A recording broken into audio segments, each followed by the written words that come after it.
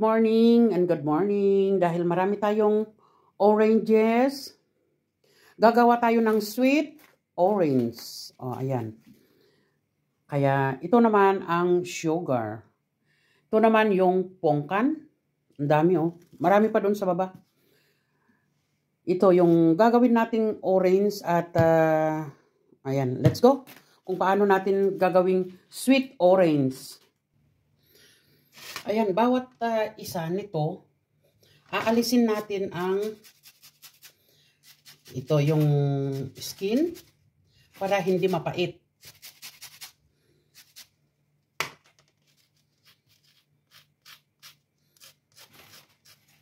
Ayan. Basta ganito ang gawin natin. Aalisin natin yan.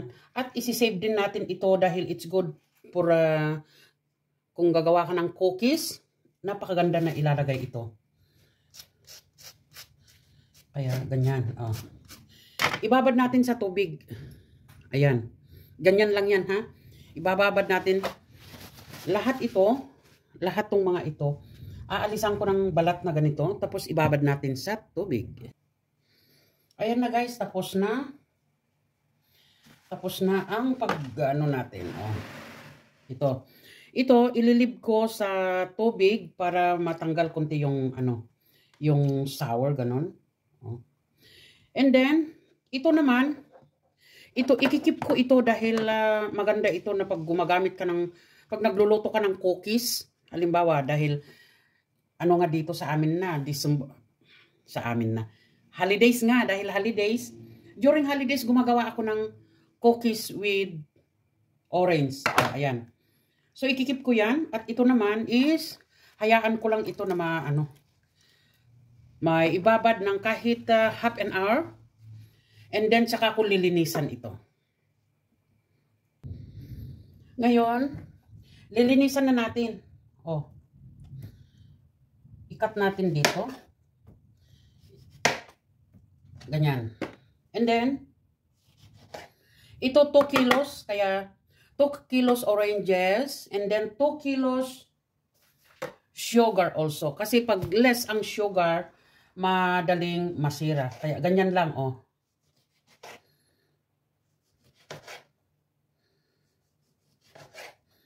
At kung may seeds man, madali lang tanggalin, ganyan lang. Sungkit, isang sungkit lang, Dito ko na ilalagay dahil iluluto ko na nga siya. Ito naman kaserola na ito. It's good for the, pang gawa ng marmalade, sweet, ganyan. Pag naluto ito guys, masarap. Isang Greek coffee at saka isang hiwa lang na ito pag naluto ito, napakaganda, napakasarap. Kaya, anyway, matagal na akong hindi gumagaya, nagluluto ng ganito, pero nahihinayangan ako sa dami ng ng orange dyan sa baba namin. At ang dami pa doon sa sa farm.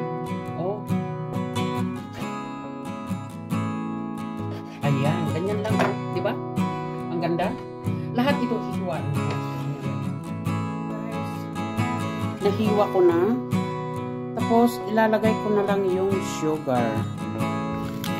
So, ilalagay na natin. Dahil 2 kilos ito, kaya maglagay din tayo ng 2 kilos sugar. At hayaan lang natin na magkakatubig ito. Huwag nyo isipin na masyadong marami kasi magiging syrup ito Ayan. Magiging syrup ito. Kaya hinahayaan ko lang ito hanggang magtubig. Kaya ganyan.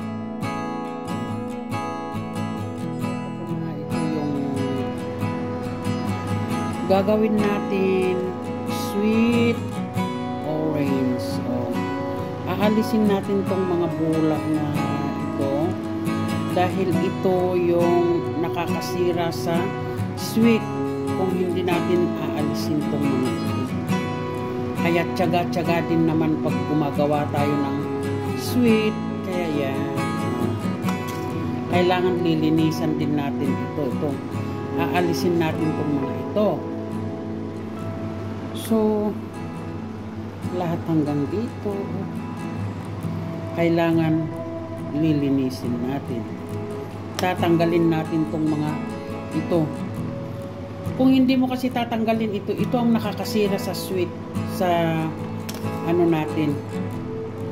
Kaya ganyan. Hindi rin naman madali ang magluto ng ganito. Talagang tiyaga-tiyaga lang. Pero ito naman, pag naluto na ito, magiging brown, kulay brown. Parang kung baga sa ano nung panahon, kinalti. Yan. Ito na. Hayaan lang natin na maluto ng maluto. At magiging syrup na rin ito. Ito, oh, ito ay syrup. Oh, hindi pa ayos yan. Ayan. Guys, ito na yung ano, yung ginawa kong orange sweet. Oh, ganito ang pagkalabas. Ayan. So, pwede nang kainin yan. Nalimutan ko kasing i-video nung nasa ano pa, nung nasa kaserola pa. Nilagay ko na dito, guys.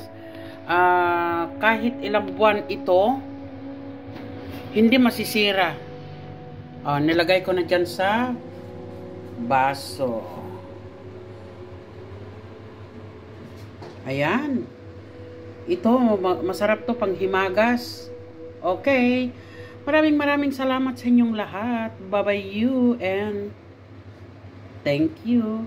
Bye-bye.